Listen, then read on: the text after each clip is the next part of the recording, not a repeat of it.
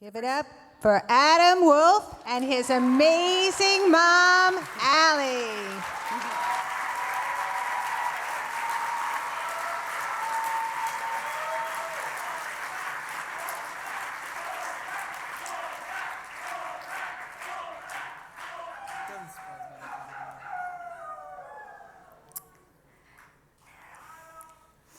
One day, when Adam was 5 years old, while we were at his brother's soccer game, he was watching the game, and then he saw a little baby get out of her stroller and walk.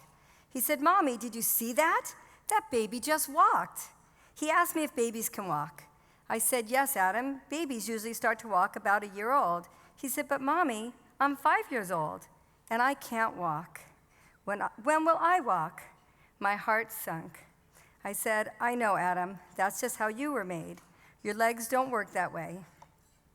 He unstrapped his seatbelt and fell out of his wheelchair. Then he threw his body on the ground. That was the defining moment when he realized he could not walk. He cried and he screamed. People stared at him, and it broke my heart. I told the people around us that he just realized that he can't walk. Let him have his moment. Eventually, I picked him up and held him in my arms. He said, "It's not fair." And I said, "You're right, Adam. It's not fair." The doctors told me he will never hold his head up, walk, talk, or sit up or learn. He will spend his entire life confined to a wheelchair. Limits, barriers, boundaries, and restrictions are not words in my vocabulary for me or my children. Everyone has a challenge.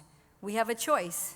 We can accept our challenge, or we can go beyond our challenge and challenge our challenge.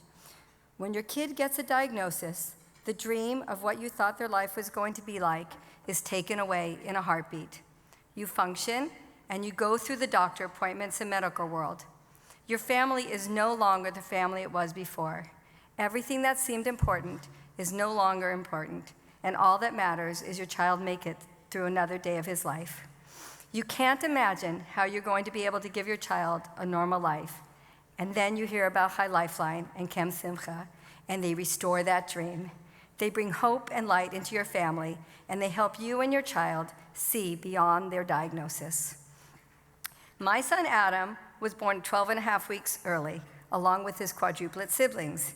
He was put immediately on a ventilator and then suffered a severe brain hemorrhage. His prognosis was grim, but Adam was born a warrior. Adam's head began to fill with fluid, and the pressure on his brain was increasing rapidly. His first year was a difficult one. Adam was then diagnosed with hydrocephalus and cerebral palsy. The day after his first birthday, Adam had his first brain surgery to relieve the pressure in his brain, and they put a shunt in.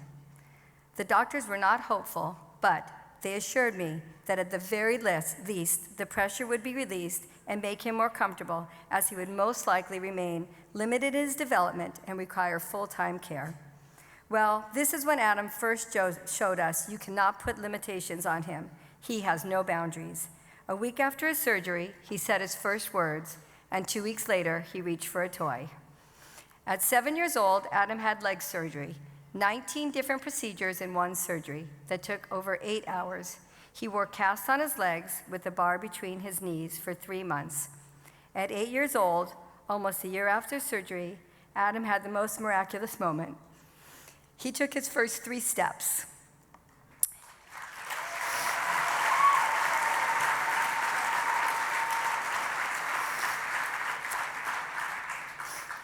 When he was little, he would draw himself as a stick figure with a body and a head with arms and no legs. But after he took his first steps, he started drawing himself with legs. He, for the first time in his life, saw himself as a whole person. Life for Adam is a whirlwind of therapies, doctor appointments, surgeries, treatments, and hospital stays. The daily tasks that we take for granted are work for him, and he relies on others to care for him. Some days are really hard. He is sad and depressed, his brain hurts, he can't go to school, he sleeps for days in a row, and barely has the energy to get through each day. That's when the magic happens. I send a text to a Camp Simcha counselor, and poof, instant magic. A counselor calls my son from Israel to make him feel better. Another one video chats from the East Coast, while yet another is instant messaging on Facebook or WhatsApp. and I see the magic as my son's face lights up and he is laughing, and then a smile and happiness becomes contagious and spreads throughout our house. One of Adam's counselors came to visit and noticed there was a walker in my garage. He had no idea that Adam could use a walker, and he asked if Adam used it, and I said, nope, he doesn't walk. He hates it, it hurts him, and he never uses it. He said, send it to camp. I will get him walking. So that summer, I sent it to camp, and Adam started walking.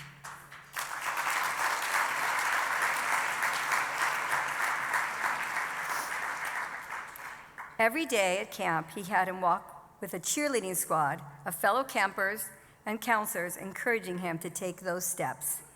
That gave Adam the encouragement and motivation to train to walk the last mile at Miami Marathon last February for Team Lifeline.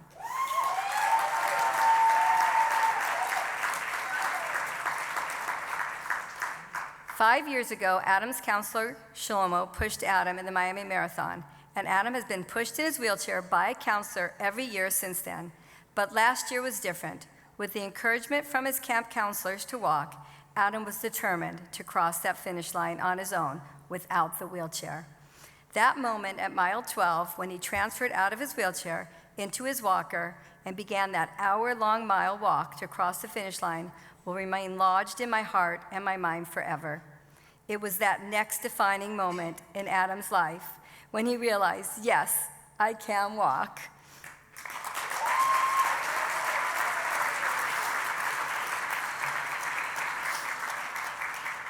He proved it to himself and to his doctors. It was Camp Simcha at its finest moment. There were 10 counselors all singing and chanting, dancing around Adam, inspiring him to keep going.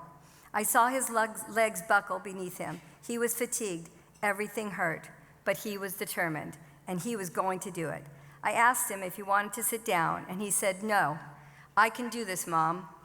Random runners from the marathon joined us, giving up their personal time and walked with us to encourage Adam and keep cheering him on. Spectators in the crowd were screaming. That moment he crossed the finish line was one of the biggest accomplishments in his life. It was all inspired from Chai Lifeline.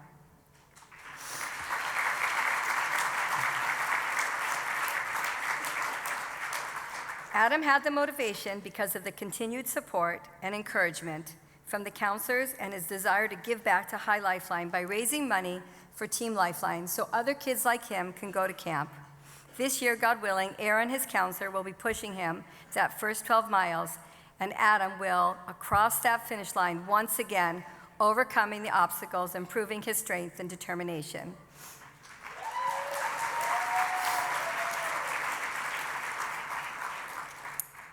I guess when I think about what Chai Lifeline and Camp Simca ultimately do for Adam is give him real friendships with people that love him unconditionally, with no judgments, and the empowerment and confidence to take on his future, prepared to conquer whatever comes at him with strength and courage to remember that he is not his wheelchair or his diagnosis, that he is beyond that, and he has no limits.